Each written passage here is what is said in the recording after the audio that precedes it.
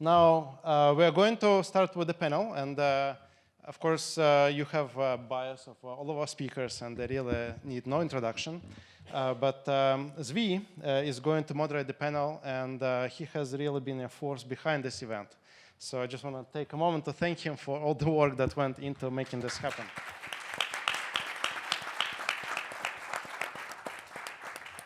And on the panel, we have our very own Debbie Lucas from the finance group, and Carliss Baldwin, and André Perold, who has been Bob's colleague at Harvard in the past. So Zvi, please take it away. Okay, thank you, Leonid. And I should say that this has been a great honor for me. Payback time to Bob for all that he has done for me and my career. And I guess we can all say that to some degree.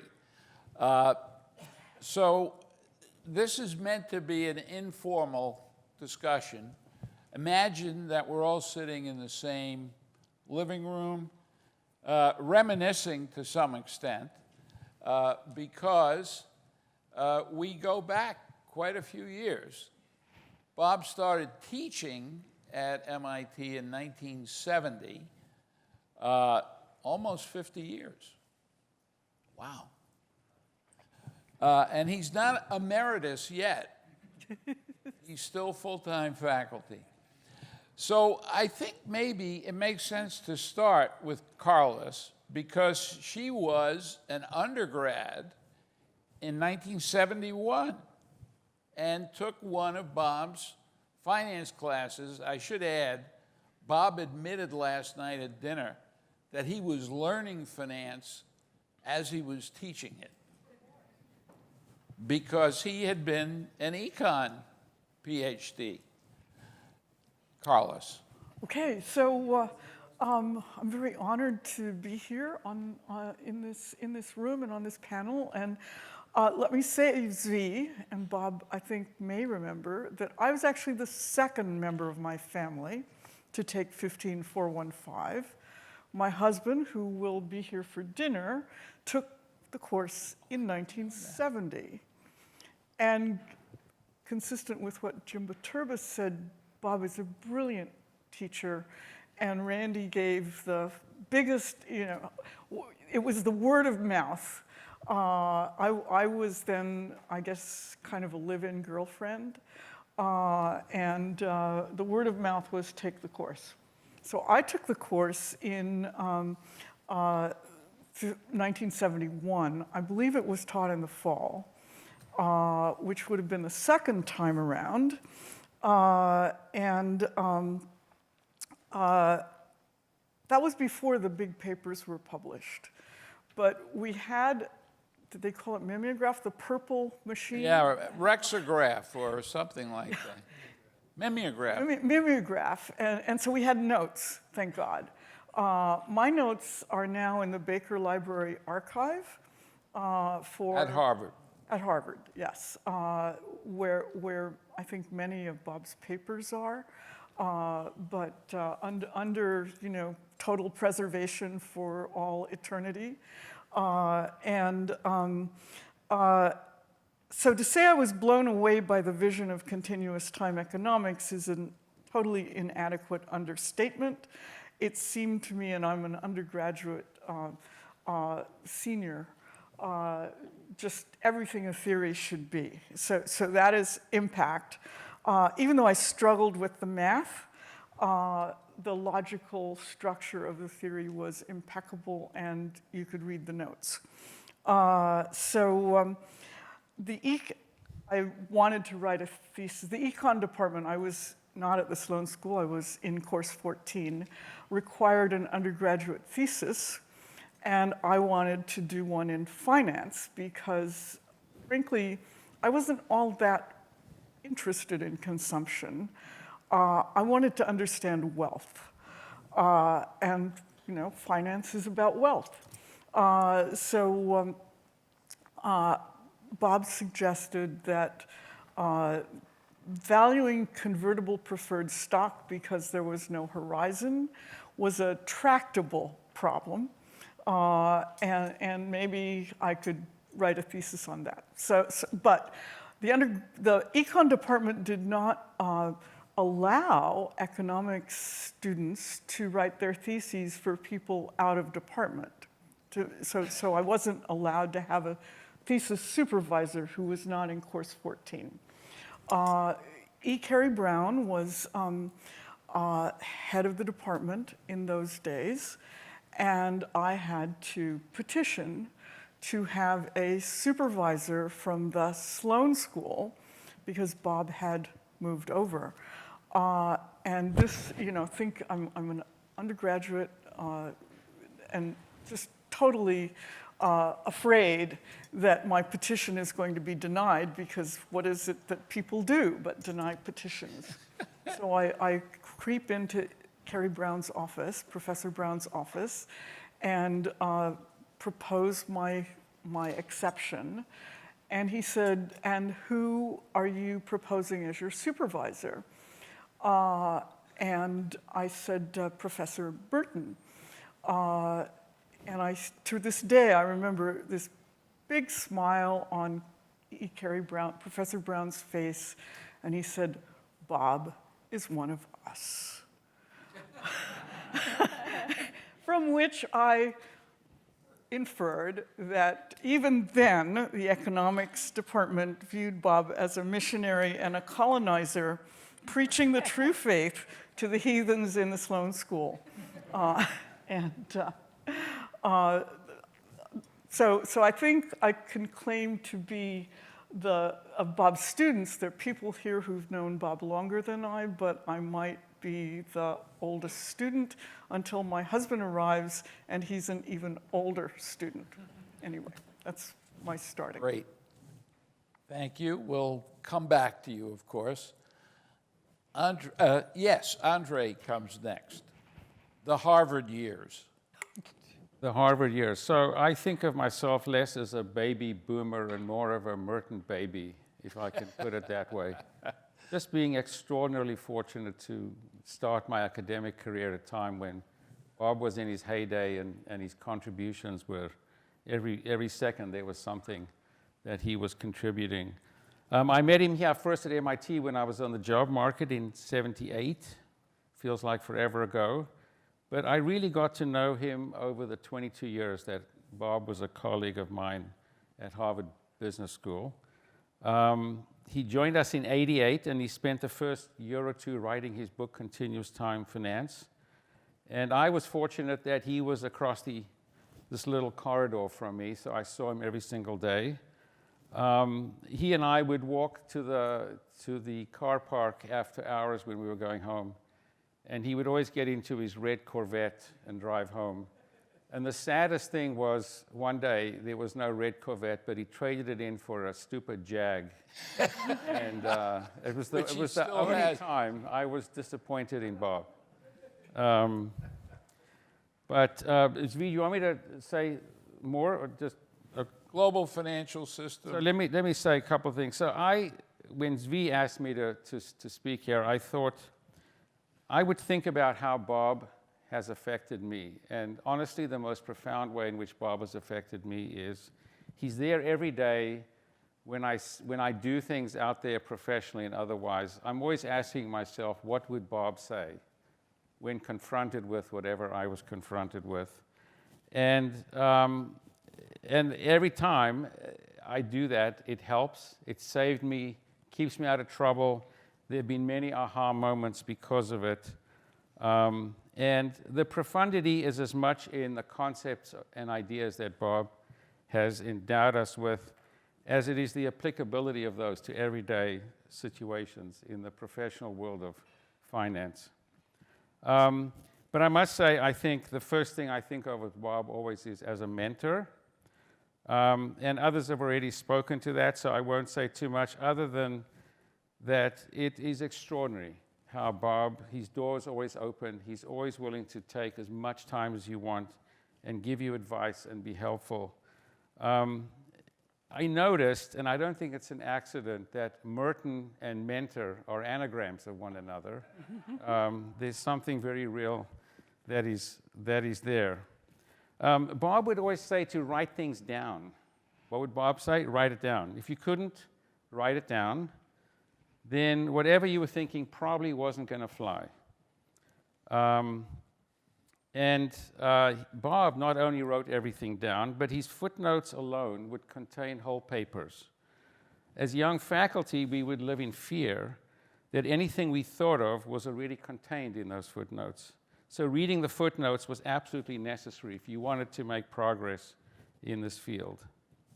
Again, Bob would write everything down. The memeos he would hand out, his class notes, were careful, comprehensive, and beautiful. It's got the most wonderful handwriting, and I have my collection too, and I prize them immensely.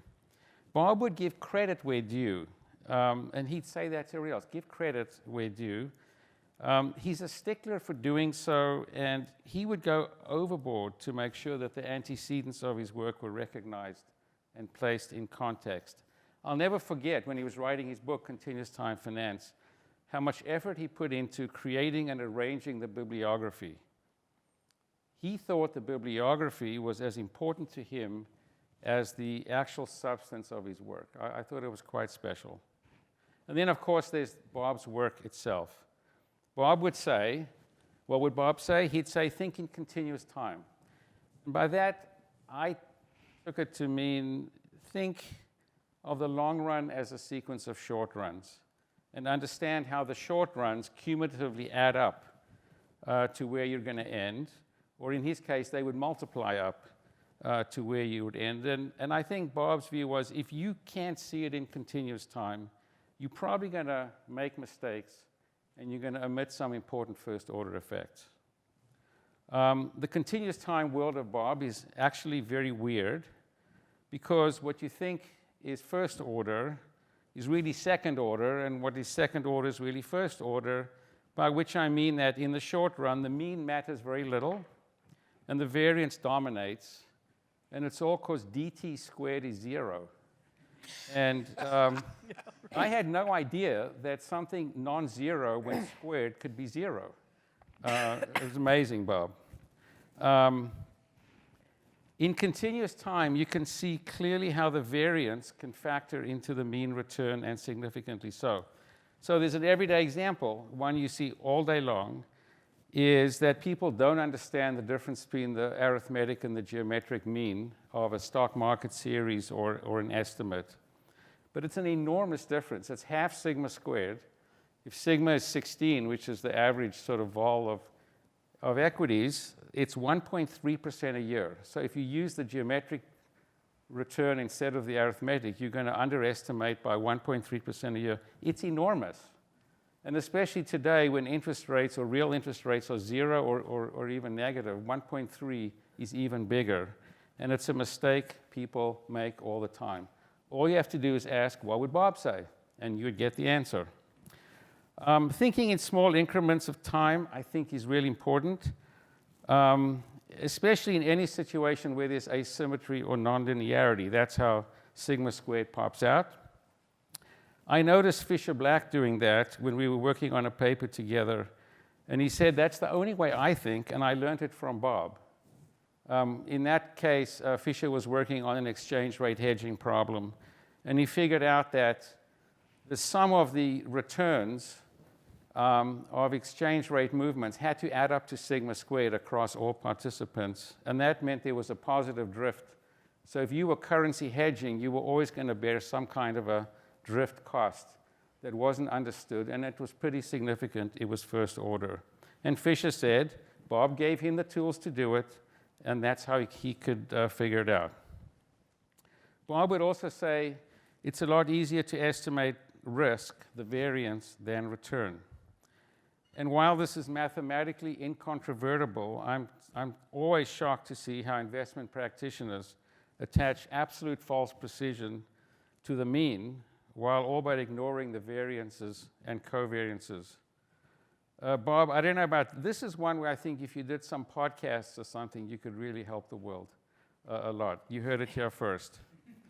Bob would also say to think of price paths as non-differentiable and subject to discontinuous jumps with processes that had non-stationary coefficients. In other words, the market environment was random and dynamic. If we ever needed a reminder of this, it was the great financial crisis and all the events that occurred there. There was nothing stationary about that period of time. The non-differentiability of price paths is a particularly sad fact of everyday life in the markets. What it means is that prices are never falling or rising. You can only say they have fallen or have risen, and that they might fall or might rise. In other words, there's no present participle in finance, according to Bob. If prices were rising or falling, the ing, that is, we'd all be amazingly rich from arbitrage. So Bob, I think, just think about what you could have done for us if instead you would have come up with differentiable price paths instead of non-differentiable. None of us would be sitting here today.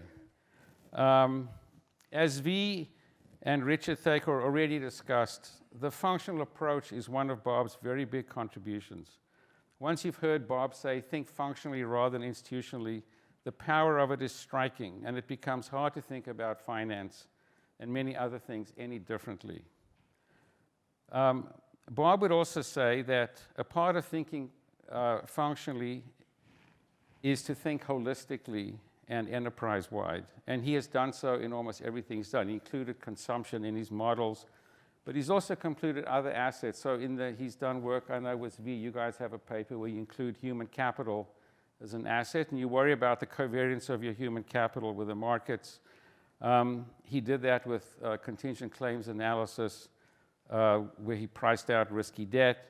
And in endowment investing, where he said you should really think about the gifts that universities get as an asset, a shadow asset, and worry about the covariance of those gifts with other assets and risks as you think about how endowments should invest. It was Bob's functional framework for understanding the financial system that underpinned our global financial system project at Harvard Business School. Carliss was part of it, Bob was our leader, and Zvi was part of it, and we had other colleagues as well. It was an ambitious undertaking in the mid-1990s, a time of rapid evolution of financial firms and markets. It was a time when people would say, hey, I think there will be, in the end, after all of this change, there will be 4 banks, 3 insurance companies, and 2 investment banks standing. And Bob, of course, would say that's complete nonsense. You can't think that way. You cannot anchor the evolution of institutions, taking institutions as the unit of analysis. You had to think functionally and how those functions would be performed most efficiently and how competition and technology would lead to an evolving set of ways in which functions would be performed. And therein, you will see how institutions would evolve. And that was the basis for this project. It was a very big project. Out of it came a book with 8 co-authors, a conference. We had 15 major financial institutions take part. And out of it came Bob's second-year MBA course called Functional and Strategic Finance that very quickly was oversubscribed. My own focus in the project was to think about the payment system as a core financial function. There's no financial system that doesn't have a payment system. And the question was, what is it? How does the payment system work? Why does it matter? And how might it evolve over time? So I chose to include securities clearing and settlement as part of the payment system, and very quickly discovered how costly, risky, and inefficient the payment system actually was. Among the insights I gained were to see how pervasive you had pervasive amounts of delayed settlement in the system. But delayed settlement really was just a derivative contract. It was a forward contract because you were postponing the day when you would actually exchange physical for cash. And you could see that if you included derivative instruments like the most highly traded ones, like interest rate swaps and index futures, that in fact there was actually much less burden placed on the financial system because of those than you would if you were trading in the underlying physical securities, because derivatives involve small amounts of money being exchanged frequently and over time. while physical instruments involve large amounts of money being exchanged more periodically, but in very large amounts where the risks are much greater.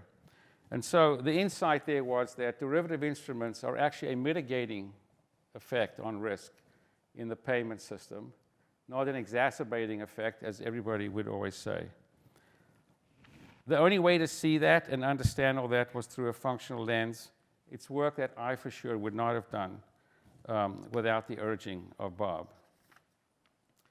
I'll say just a couple more things. I must say, when you're in the real world and you see how it functions, and you try to think about why is functional thinking not more pervasive and more and used in the way that we all hope it would. I'll give you just two simple examples. I sit on investment committees, and consultants and advisors are always telling investment committee members, hey, you need to have an inflation hedge. And what they're thinking is, you need to invest in things like energy projects. Go drill for oil and gas or something like that in order to get an inflation hedge. And I, of course, say, what would Bob say? And what Bob would say is, hey, just buy an inflation swap. You don't have to put much money down. You get an R squared of 1.0 with inflation, and that's all. If that's what you want, there it is. Instead of very expensively investing in illiquid assets that are very expensive and you've no idea what you're going to get back, and it's very low R squared. And the same with bonds. People will say, don't invest in bonds because the returns are very low. But bonds have a very desirable feature. They have a negative covariance with equities. And when they have a negative covariance, they're the one hedging instrument that in many scenarios will hedge against equities. If you don't want to own them, you don't have to. You can just buy bond futures. It's very simple. Try and tell that to people in the real world. They cannot think this way. It is a surprise. So, Bob, there's a long way to go to get people to think functionally. But I want to personally thank you. It's been extraordinary what I've learned from you and still apply every day. Thank you, André. And now back to MIT. Debbie? Thank you, Zvi. Well, I guess I'm a relative newcomer, but for almost the last 10 years, I've had an office about 3 doors down from Bob. And it really has been probably the best learning experience I've had since I've left graduate school. My conversations with Bob have changed how I look at a lot of things, some of which I'd like to touch on now. I was a little worried, actually, to get to this part of the day because I thought, well, surely by now, anything that I have to say would have been said by someone else.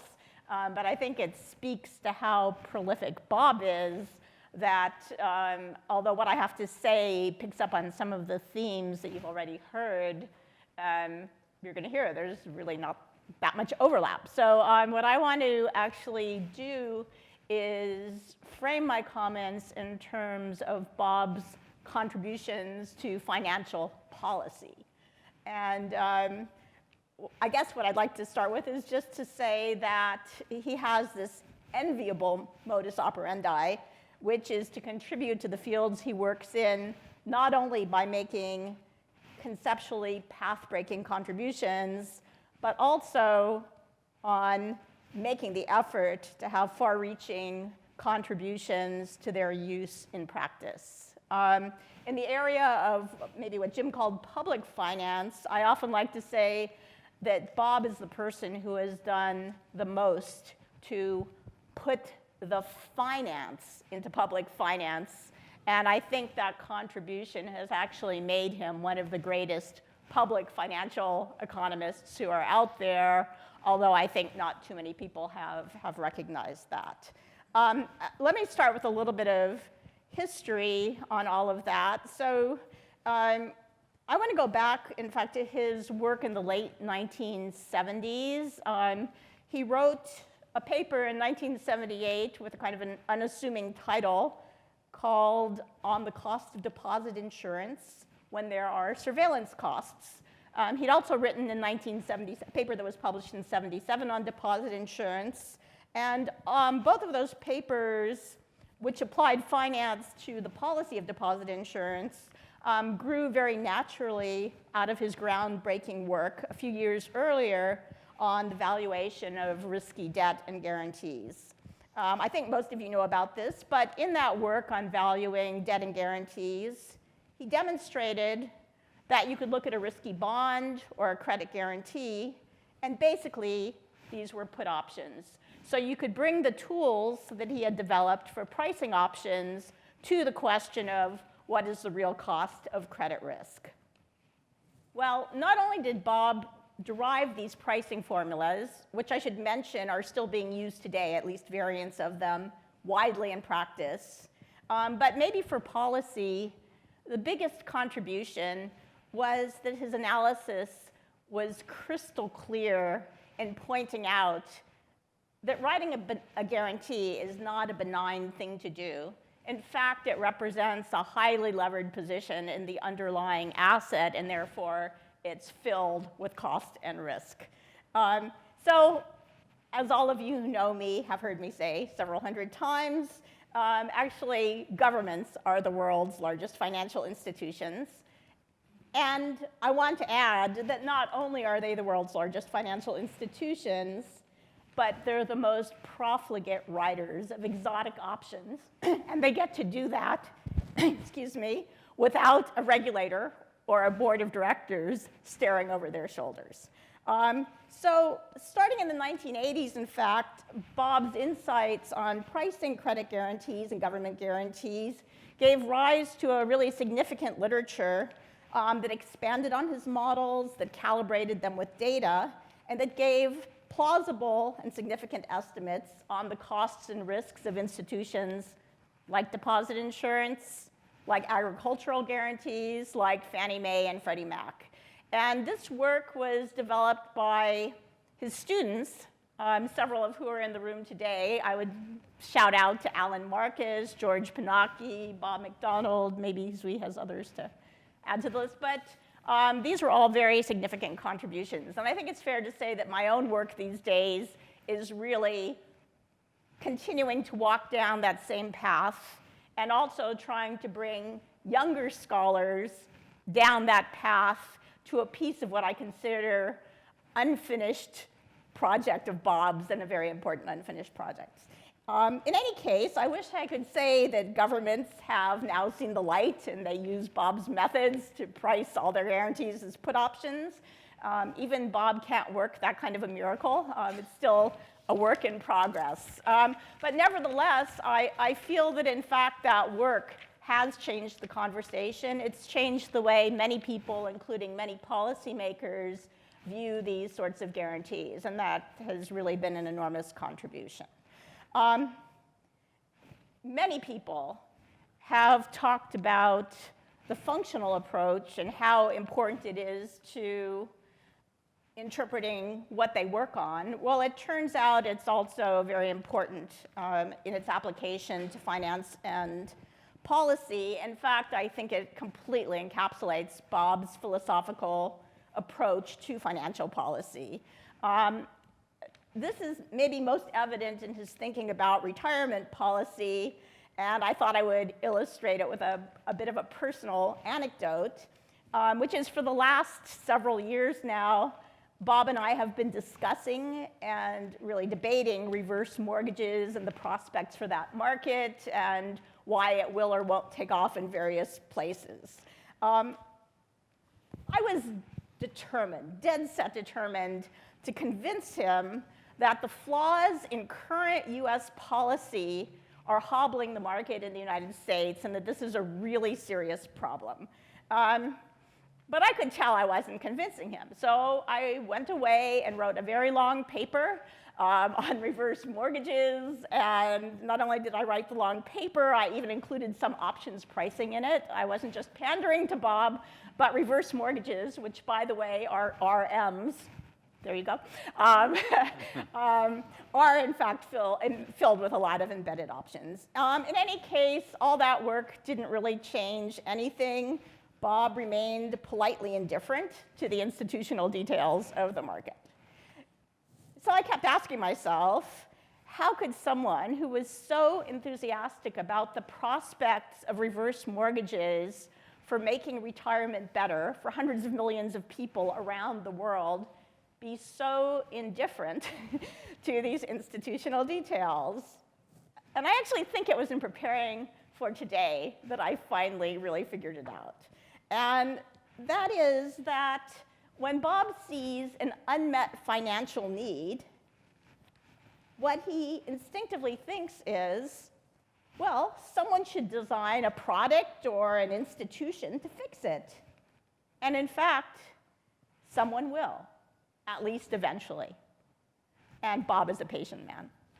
So not only is he patient, he's also agnostic about whether the solution will come from government or from the private sector. It's the best functional form that he's interested in. As was mentioned before, selfies, which Arun is going to talk about next, are another example where functional requirements have led Bob and Arun to come to a conclusion that's essentially a public-private partnership, agnostic on whether the private sector or the public sector are the best place to do things. Glad Arun is nodding. Okay, so let me just turn for a second to practice. A large fraction of Bob's current waking minutes, which I've always suspected are almost all his minutes, are devoted to making his ideas on financial policy a reality. He's been doing that through the high-level advice that he's been giving to governments all over the world, and also through the many articles and projects and collaborations that he always has underway. He's just a tireless traveler. But bringing it closer to home here at MIT, Bob, together with Andrew Lowe, were the genesis of the idea that Sloan should have a new center that would be focused on research and education in financial policy. It was that vision that brought me to MIT, and that going on 6 years now has what led to the reality of the Golub Center for Finance and Policy. I actually view the center as just another financial engineering innovation of Bob's. It's a way to institutionalize at Sloan his functional approach to finance and policy by taking an approach that's agnostic in terms of what the best answer is, but religious about the importance of facts and applications of financial science to finding answers to those important questions. So that was what I was prepared to say. Thank you for the opportunity. And thank you, Bob. Thank you. Okay, well, we'll give the rest of you an opportunity to raise questions or just reminisce. There are a lot of students of Bob's in the audience, and you may have something you're dying to tell us all. So feel free at this particular point to do that.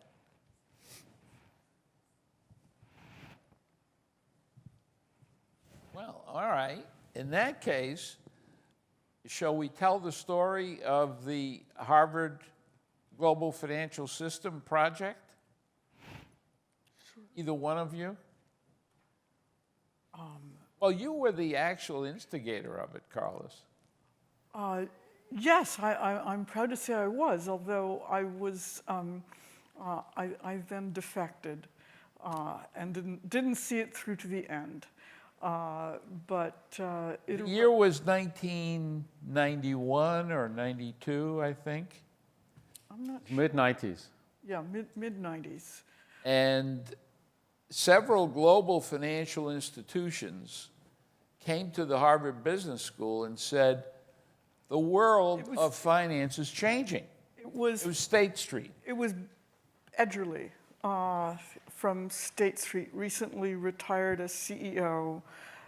I went to a dinner at the dean's house, and is Bob Edgerly? No, not Bob Edgerly. No. No. Some Edgerly.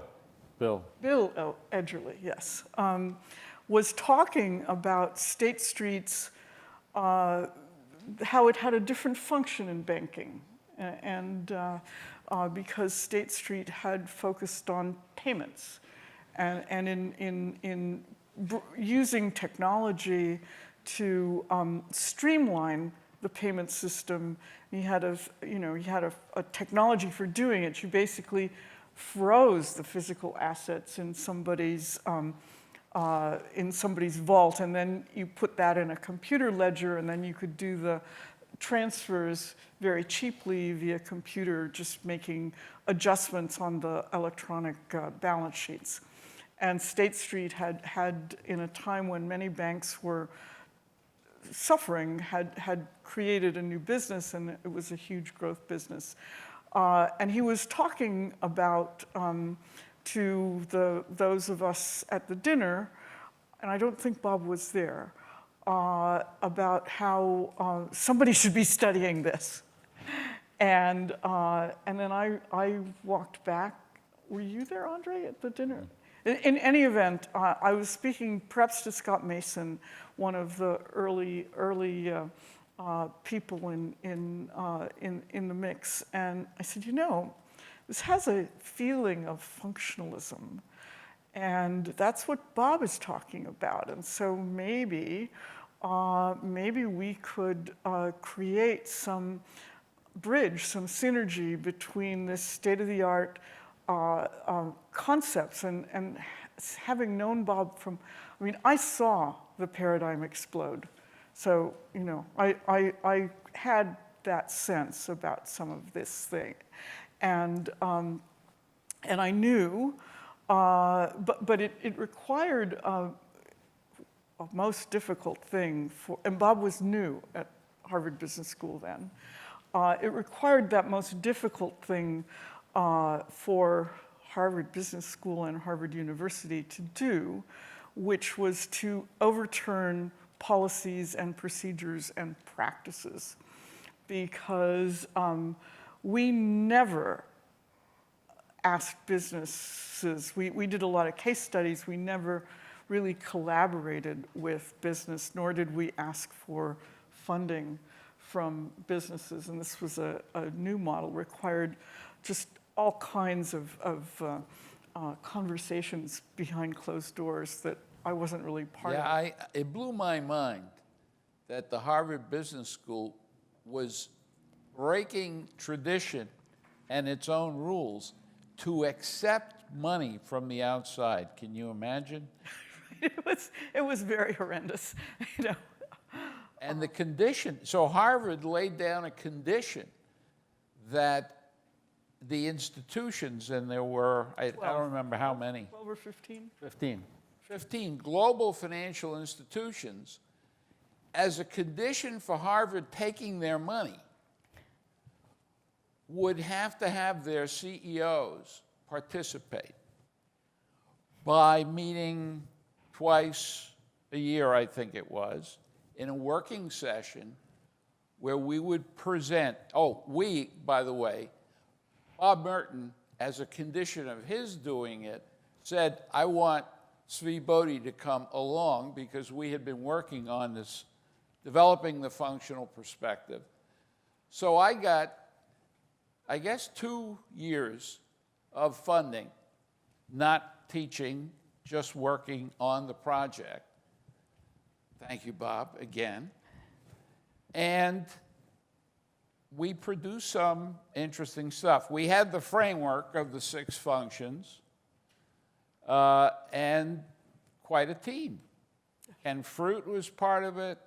Eric Seary, who later became chief economist for the SEC, and Scott Mason, who unfortunately passed away quite a while ago. And it had an impact on the institutions that supported it. They quickly, in the very first meeting where we were identifying the main issues that concern them, retirement and pensions and pension reform emerged as a major subject. So that's when we started working on that. But Zvi, I would say, I think, if you look at the institutions that were part of it, very few are around today. AIG. The ones that are around are in a different way. And the question is, the substantial question is whether we could have predicted what happened through an institutional lens. And I think the answer is no. The answer is no. In the great financial crisis, you know, Bob has this idea of customers versus investors. Customers expect things to work as advertised. Investors take risks. They're not sure what they're going to get. They can diversify away. But customers expect things to work. It relates to the question of trust we heard about this morning. When it comes to customers, you think of the rating agencies. The customer of a rating agency is someone, the whole function of a rating agency is to avoid us all incurring the costs of research over and over again when you can centralize that cost and have a rating agency perform it for us. And when they say AAA, the whole point of AAA is that we can assume it's default-free. And I think what happened was, to me, the biggest crime in the crisis was through this functional lens. You see what happens when you violate the performance of a function. And they rated things AAA that were absolutely not AAA. Things they rated AAA were trading later on at 50 cents on the dollar with lousy recoveries. And you ask, and you see it vividly, the flip side. It's not performing the functions well, and what does that do? It's what happens when you mess it up. And I think a lot of the crisis, in my view, stems from messing up this one single function of when you say something is AAA and it isn't, all hell breaks loose because everyone relies on AAA, and we will buy things sight unseen because it's rated AAA. And it's one of the things that Bob taught us all that I'll never forget. I should add that Bob warned of a potential crisis because the pace of financial innovation was accelerating. And the nature of financial innovation is you can have one-off innovations that occur very quickly. But to change the regulatory infrastructure takes a long time. So Bob came up with this analogy of, suppose we develop a new type of train which is super fast, but you need to upgrade the track. And if you try and run the train on the old track, you're going to have a lot of destruction. Not just the train, it's going to destroy the track as well. And explicitly in that first conference volume, he warned of the potential for crisis. And frankly, I think that's a lot of the story of the global financial crisis, was infrastructure not being prepared for all of these new innovations. And Zvi, I would add that new tracks are being laid. If you look at China, where Alibaba and Tencent have created whole payment systems on their platforms, they have a vast chunk of Chinese GDP and firms being created sitting on those platforms. It's new tracks. It's new tracks that they have laid, and it's profound to see the implications for economic growth over there. And we'll see it maybe with Facebook's Libra coin, we don't know, but they're also trying to lay tracks of a certain kind. So the new tracks might really matter as well. Okay. Can I go? Yes.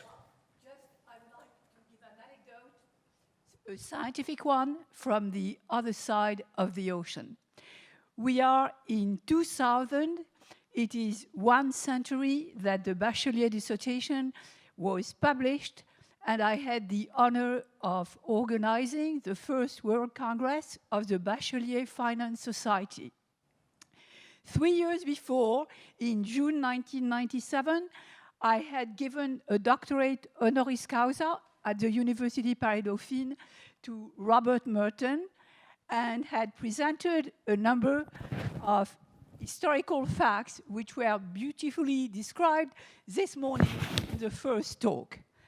And in fact, in 1997, after my talk, where I was referring to the other Robert Merton, because for my colleagues, Robert K. Merton, Robert C. Merton would have been too complicated.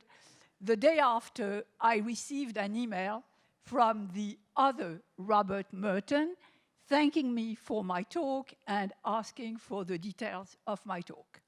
So that was beautiful, and this was 2 months before the Nobel Prize. My colleagues at Dauphine were happy of the good timing, and Myra Charles had already received the same doctorate some time ago.